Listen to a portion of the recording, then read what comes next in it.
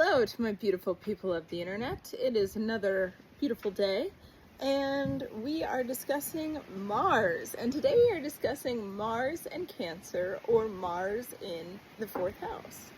And this is a very interesting placement because it's technically debilitated.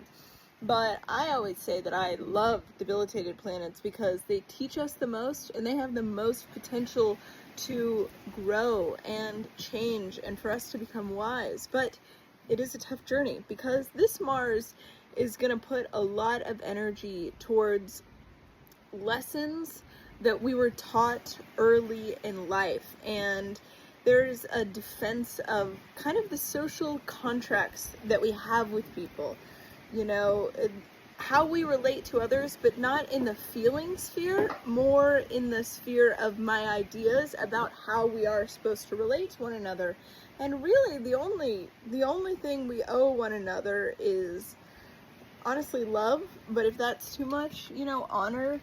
We are all part, brothers and sisters of the Great Spirit, and we have to see and honor that within one another. But everything else, I think, is pretty flexible. So because of these early kind of aggressive ideas about feeling and what we're allowed to feel, there are social contracts that can become rigid, and then we feel like we owe people things we don't, or people owe us things that we don't.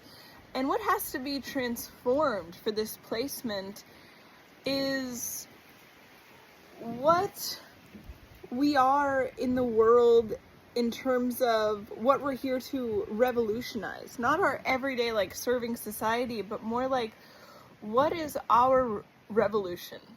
What is my greatest dream?